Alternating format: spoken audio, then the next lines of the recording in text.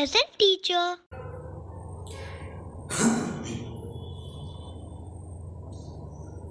Hello student, आज इस video में हम समास के भेदों में द्वंद्व समास पढ़ेंगे। द्वंद्व समास कहते किसे हैं उसको हम जानेंगे और उसको हम पहचानेंगे कैसे।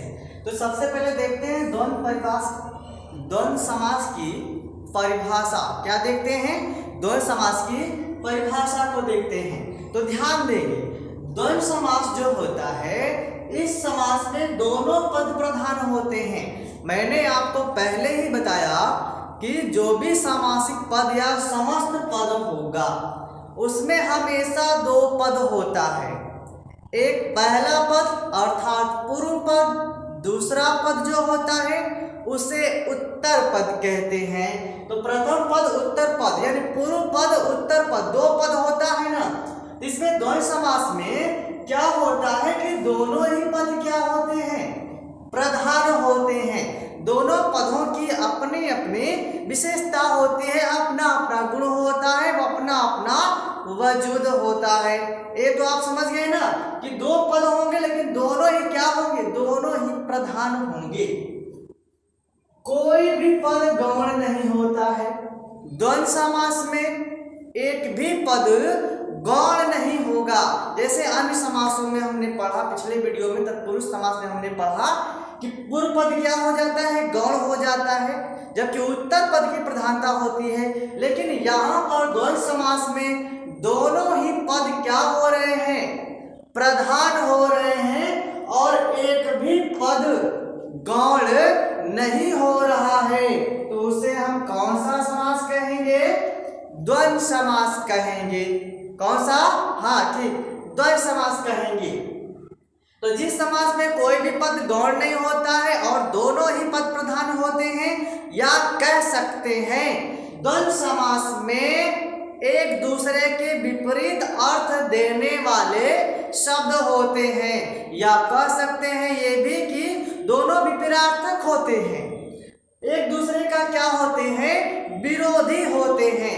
अतः दोनों ही पद प्रधान होते हैं। चलिए आइए, यहाँ पे हम कुछ उदाहरण आपके सामने लिखे हुए हैं, इसको हम लोग देखते हैं और समझते हैं और पहचानते हैं आखिरी में। जैसे समस्त पद इधर मैंने लिख दिया और एक तरफ मैंने लिख दिया विग्रह, यानी समास और समास विग्रह।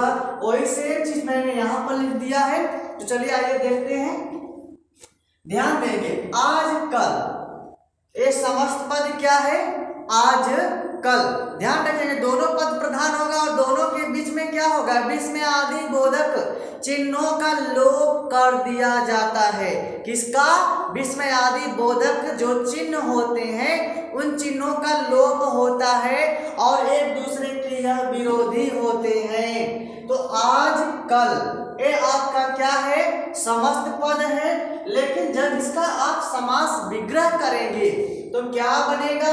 आज और कल। तो देखेंगे बीच में आदि बोधक, मैंने कहा ना कि बीच में क्या होता है? बीच में आदि बोधक चिन्हों का लोप हो जाता है। तो और का यहाँ पर क्या है? लोप है कि नहीं है? लोप हो रहा है ना। तो आज कल यानी आज और कल, आज का अपना वजूद हुआ और आज का विलोप क्या हो जाएगा? कल हो जाएगा। तो मैंने कहा था कि एक दूसरे का क्या होता है? ये विरोधी होता है, विपरीत अर्थ देने वाला होता है। तो आज और कल हो जाएगा। चलिए आगे देखते हैं। यन और जल, अन जल, बीच में योजक चिन्ह लगा हुआ है। तो किसका लोप कर रहा है? ये और का लोप कर रहा है। तो इसका जब हम विग्रह करेंगे तो क्या बन जाएगा? अन्न और जल बन जाएगा। तो अन्न का क्या होगा? विपरीत अर्थ देने वाला शब्द जल हो जाएगा। क्या होगा? जल होगा। अब ध्यान देंगे, गंगा यमुना, तो गंगा का विपरीत क्या होता है? विलोम। यमुना होता है, इसमें छिपा क्या है? किसका लोप हुआ है? तो इसमें आदि बोधक चिन्हों का लोप हुआ है। वो है कौन से? तो वह और है। और का यहाँ पर क्या हुआ है? लोप कर दिया गया है। तो इसका विग्रह बनेगा गंगा और यमुना। क्या बन गया? गंगा यमुना बन गया। चलिए भीम अर्जुन, पहला शब्द इसमें क्या है? भीम है। मैंने कहा दो समस्त पदों में दो पद हमेशा होंगे। पहला क्या है? भीम है, और दूसरा शब्द इसमें क्या है? अर्जुन है। तो भीम अलग है कि नहीं है, और अर्जुन अलग है, तो हम कहेंगे कि भीम का विपरीतार्थक यानी उल्टा क्या होगा? तो आप बोल देंगे कि अर्जुन होगा। इसके बीच में लोप किसका हुआ है? तो और का लोप हो गया है। तो जब हम विग्रह करेंगे तो लोप वाले चिन्ह को यहाँ पे हम दर्शा देंगे, तो बनेगा क्या? भीम और अर्जुन। क्या बन जाएगा? भीम और अर्जुन बनेगा। चलिए रात दिन, इसी प्रकार इसका क्या बनेगा? रात और दिन हो जाएगा। आगे देखेंगे हार क्या है, जीत क्या है। हार मतलब हार जाना, जीत मतलब जीत लेना। तो दोनों अलग अलग शब्द हो गया। हार आपका अलग शब्द है, जीत आपका अलग शब्द है। दोनों के बीच में विभक्ति का लोप कर दिया गया, यानी बीच में आदि बोधक चिन्ह जो और है उसका क्या यहाँ पे हो रहा है? लोप हो रहा है।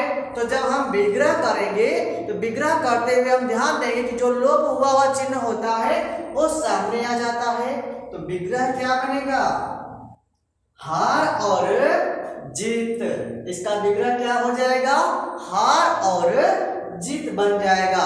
तो दोनों पद प्रधान हो रहा है, एक दूसरे का उल्टा है, विपरीत अर्थ प्रकट कर रहा है। राधा का क्या हो जाएगा? कृष्ण हो जाएगा। तो विग्रह क्या बनेगा भाई? राधा और कृष्ण ही ना बनेगा। क्या बना? राधा और कृष्ण बन गया। राधा अलग, कृष्ण अलग। राधा स्त्रीलिंग है जबकि कृष्ण क्या है? पुल्लिंग शब्द है। तो राधा और कृष्ण। इस प्रकार से द्वंद्व समास के उदाहरणों को हम आसानी से समझ सकते हैं कि दोनों के बीच में आदि बोधक चिन्हों का क्या होता है? लोप होता है।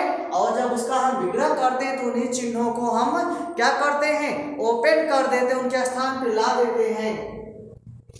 आगे देख लेते हैं अपना पराया।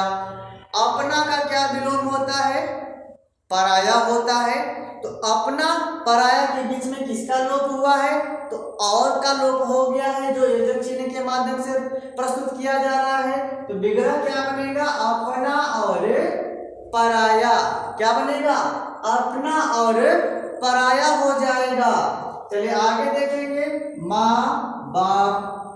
माँ का उल्टा क्या हो जाएगा? बाप हो जाएगा। तो माँ अलग होती है और बाप अलग होता है। तो दोनों का अलग अलग महत्व है कि नहीं है, अतः दोनों अपने अपने स्थान पे प्रधान हो जाता है।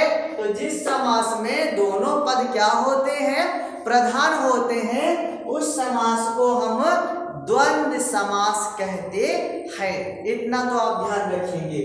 माँ अलग है, बाप अलग है। जब विग्रह कर देंगे तो विग्रह बनाएगा माँ और बाप। क्या बनाएगा? माँ और बाप बन जाएगा। इसी प्रकार से पाप और पुण्य। पाप पुण्य बीच में लोप हुआ, विग्रह बनाएंगे तो क्या बनेगा? पाप और पुण्य बन जाएगा। पाप पुण्य होगा कि नहीं होगा? ठीक, आगे देखते हैं लाभ हानि। आगे क्या देखेंगे? लाभ हानि। तो इसका क्या बनेगा? लाभ और हानि हो जाएगा। क्या होगा? लाभ और हानि हो जाएगा भाई। अब देखिए भला बुरा। भला अलग शब्द है, किसी की भलाई करने की बात होती है। बुरा अलग शब्द है, किसी की बुराई करने की बात होती है। भला अर्थात किसी व्यक्ति का गुण, बुरा अर्थात किसी व्यक्ति का अवगुण। तो जिस समास में दोनों पद प्रधान हो और एक दूसरे का विपरीत अर्थ देने वाला हो, विलोम शब्द होता है, तो उसे हम कौन सा समास कहते हैं? द्वंद्व समास कहते हैं। तो भला बुरा का हो जाएगा भला और बुरा। क्या बनेगा? विग्रह। भला और बुरा बन गया कि नहीं बन गया? बनाना। ठीक, आगे देखते हैं गुण और दोष। गुण और दोष। अब ध्यान देंगे, गुण क्या है? अलग है। दोष क्या है? अलग है।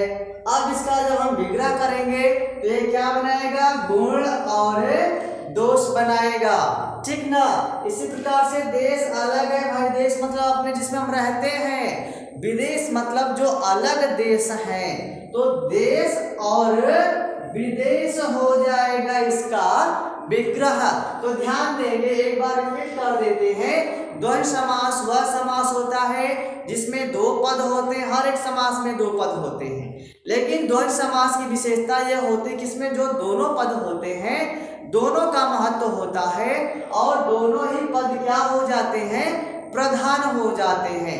इसमें एक भी पद, दोनों पदों में से कोई एक भी पद गौण नहीं होता है, दोनों पदों में से एक भी पद क्या होता है, गौण नहीं होता है। और इसके बीच में यानी इनके बीच में जो और आ रहा है, ये और क्या है, विस्मय आदि बोधक चिन्ह जो होते हैं उन चिन्हों का इसमें लोप रहता है, लेकिन विग्रह करने पर वही क्या हो जाता है, और के रूप में सामने आ जाता है। तो ध्यान देंगे, इसको पहचाने कैसे, बिल्कुल सरल तरीका।